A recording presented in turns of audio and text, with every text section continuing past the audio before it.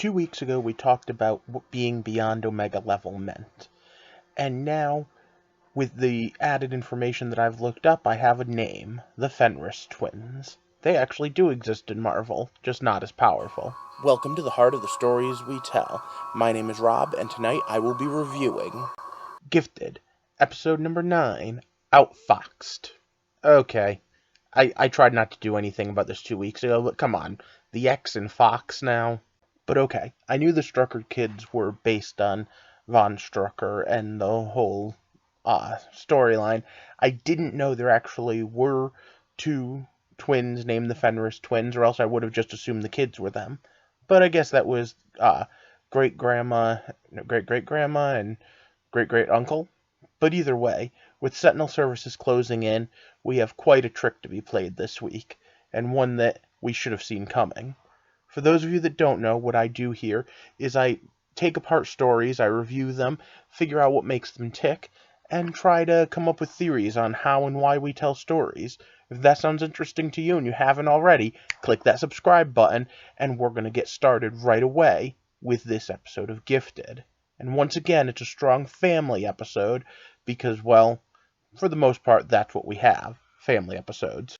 But that's part of what keeps the episodes grounded, the fact that we have this interpersonal connection, and we're following this family through what is one of the hardest moments.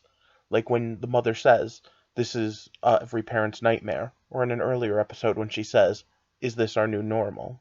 Before we get too far into it, let's throw this up there and get started. So once again, it's stop, spoiler time. Okay, so some shows like to beat around the bush and be like, oh, okay, maybe we could do this, maybe we can't, maybe this is the power level we're dealing with. Not this show. They got right into it. They tested out, and you know what? I really appreciate what the mom said. Secrets are what got us into this. We're not keeping any secrets right now. And that's a really good thought, and one that I think that most people would have in real life, and normally that's one of those idiot balls that we throw TV characters.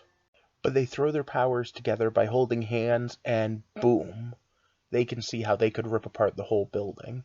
In fact, not just a building, but pretty much any building, because at the end of the day, they have matter manipulation. One of the most powerful powers in the Marvel Universe or any comic book. Basically, they're walking around with the equivalent of a reality stone, only maybe slightly less powerful. We also get a little bit of conversation about how the X gene is passed, and I want to talk about that just from a genetics point of view for a second. The way mutation works in the real world is evolution is a mutation that is helpful, gets passed on to the next generation. As more people develop that mutation over time, it's the one that gets bred for because they're the people who survive better, the ones that breed better.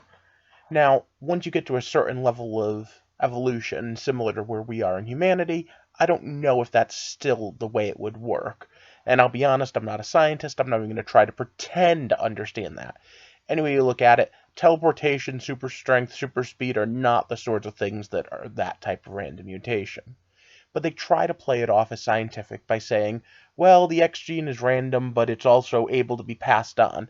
We see lots of characters. Cyclops and Jean Grey have powerful genetics that are going to create a solar-powered super baby. But we also see things like Polaris is the daughter of Magneto, and as such has magnetism powers. So it's kind of a mixed bag. Now in this case, the powers follow down in a family line like they did with Polaris, and as such we have what we have now.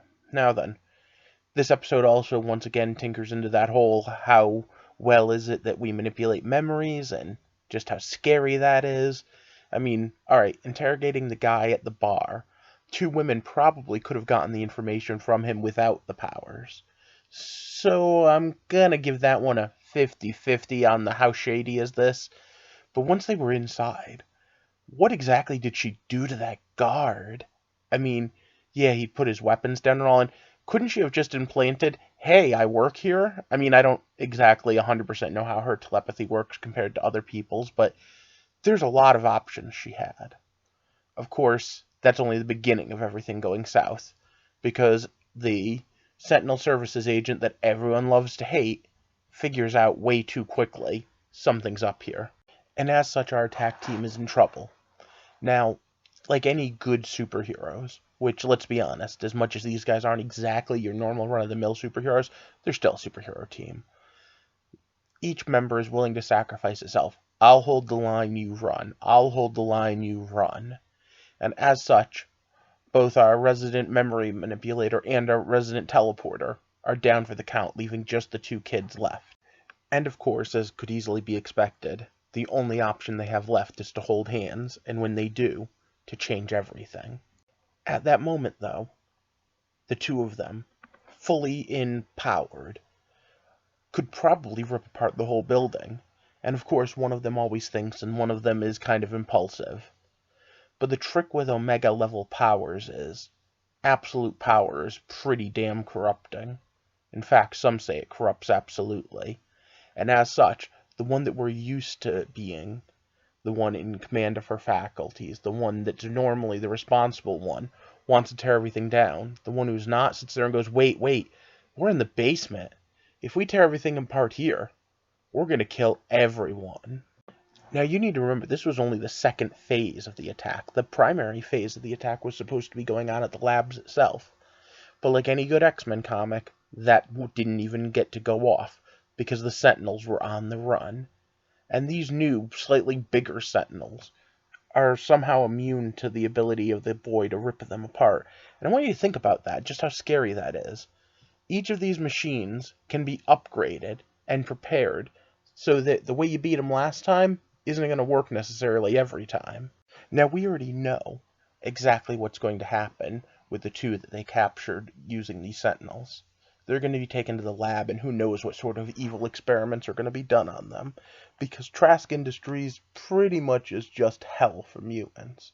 But at the same time, the Strucker kids have been taken too, and that is the moment where everything changes for the family. I'm sure next week that we're going to have plenty of scenes where we have to question just how far you'd go, what you'd do for your family. And remember the fact that there's no way they can actually get into these labs. There's no one coming to the rescue. And I doubt that we've got some surprise X-Men guest stars next week, so they're going to have to pull a rabbit out of their hat. Now, there's one other thing that was mentioned when talking about the Fenris twins, specifically something they were a member of, the Hellfire Club. If you've seen X-Men First Class, you may have heard of them. Comic book readers know them well. Maybe not as famous as Magneto, but definitely one of the X-Men's worst villains, and in this, the Fenris twins were a part of it. So I'm curious to see exactly how that plays out, and if we're going to see some reference to them later. The Hellfire Club was supposed to get its own TV show at one point, and it got backtracked. So, I don't know. There's part of me that thinks that it's a concept a little outdated in this day and age, but maybe putting it in the past with the great-great-grandparents works. Just to make sure we're all on the same page, next week has to be a rescue mission. Because as of right now, Blink, Dreamer, and both of those kids are being held. And I'm curious to see how they managed to go get them. And what's the deal with that telepath? She was obviously manipulating them in the background, because she was putting those bad dreams in Polaris' head, plus she read her mind in order to manipulate her. Yet another question of morality in telepaths. Telepaths are scary. But let me know down below what you think. And as we approach the mid-season finale, what is it you're hoping to see out of this? I personally am still really enjoying Gifted. In fact, I have to say it's the X-Men series that I didn't know I wanted until it showed up.